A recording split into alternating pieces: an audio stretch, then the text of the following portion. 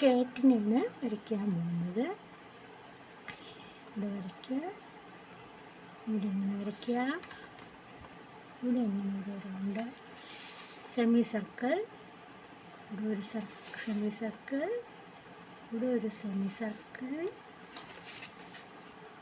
ഇനി ഇവിടെ ഒരു സെമി സർക്കിൾ. ഇനി മുകളിൽ ഇങ്ങനെ ചെവി കൊടുക്കുക.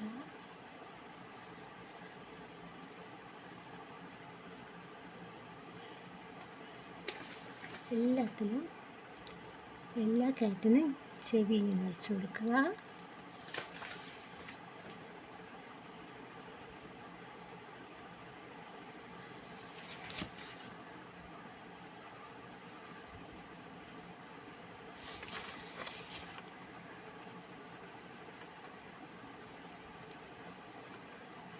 ഇനി അതിനെ നമ്മൾ പേന കൊണ്ട് ഒന്ന്